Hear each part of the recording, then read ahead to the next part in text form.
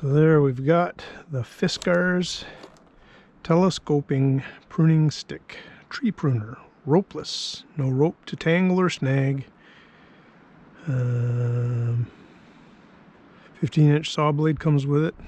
I don't have that here at the moment, but I won't be using the saw blade because I have that with the saw blade on it, and it extends longer. It extends to 12 feet right there, and unlike most Fiskars products, this one comes with a 25-year warranty instead of a lifetime. Not sure why that is, but I've been using it for a couple of days, and I'm going to do a review on it while I use it today. So I've been pretty impressed with this tool so far, and so I thought I'd share it with you. I think it's a fairly new tool that they've got out. I haven't been able to find a whole lot of information on it online video-wise anyways, or reviews or anybody that's really used it. So I've been using it a fair bit. Some of the interesting features that you'll find on it are the sort of flexible or pivoting head.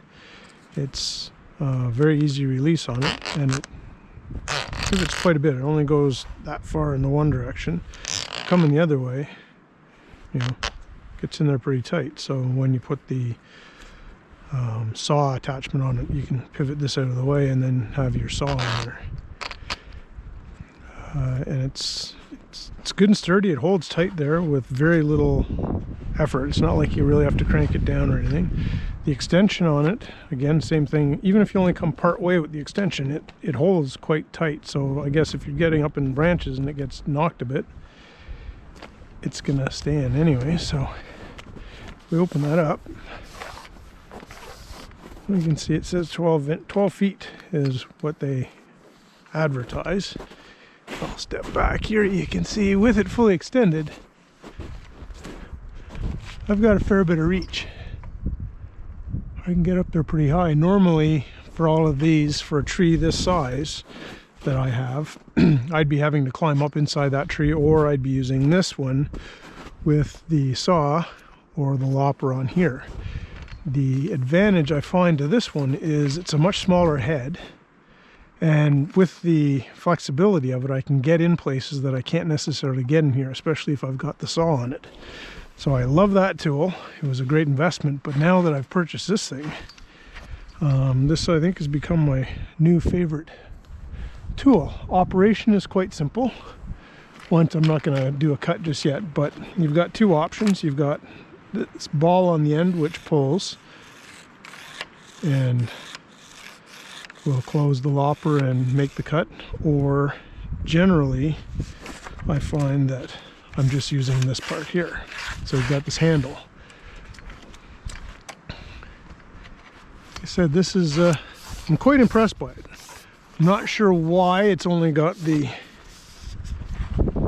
25-year warranty instead of a lifetime warranty, but you know, at this point, 25 years, I'll be almost 80 years old, so for me, I guess it kind of is a lifetime warranty, but it really cuts quite nicely. See if we can find some stuff to cut up here. So here.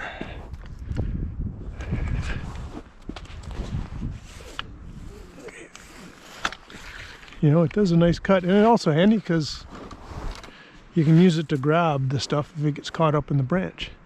I mean, up in the tree. The pivoting head is quite nice.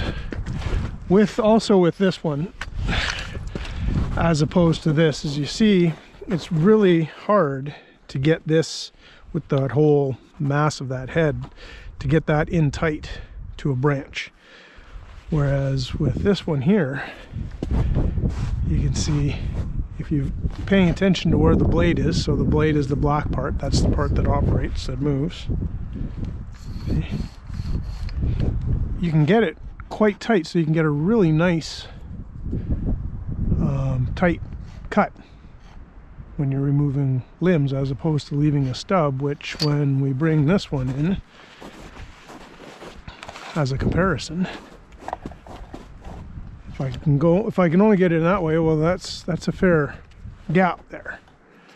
If I have the room like I would on this one that I can flip that over, even there I don't really, even at that, it's nice and tight, but it's really quite difficult to get in, especially when you see the blade and everything. So I'll do a comparison cut. I will say that this is a much easier cut. It doesn't take as much effort, and it will cut a larger limb. Like this one here, I could take this limb off. I have taken limbs off this size with this one, but it's really pushing it to its limit. Fortunately, Fiskars' warranty is quite good, so that even if I am sort of pushing it to its limit, it'll still be covered by the warranty. Let's see if I can find another lower one down here that I can do a comparison. So you can see just above the collar, nice and clean, and that was with this Lopper. Let's see if I can find a comparable one.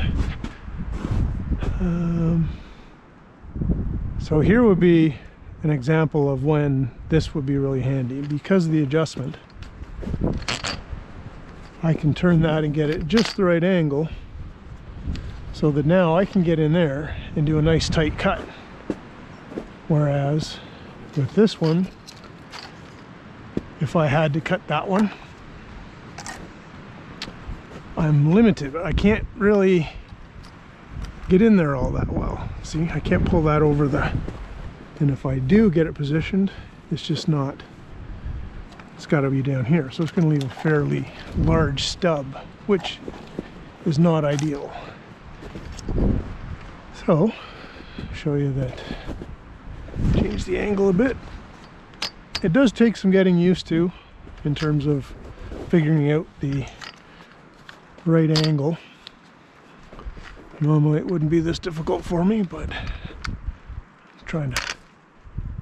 Okay, so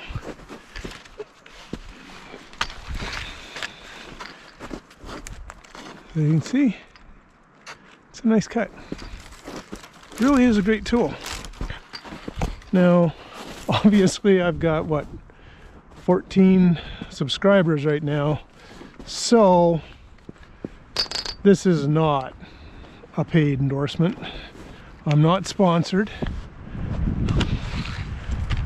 I just simply have decided that I really like this tool, and since there's not a whole lot on it on the internet, anyways, at least not on YouTube, I figured I'd put something out there. Very low quality video or review, because this isn't really my thing. I prefer not to talk if I can avoid it. But you can see, even when we're getting up into the taller ones, this is just really handy. I really like this tool. And the strap is nice. It has stretched out a little bit, so I've noticed that when I put the whole thing away.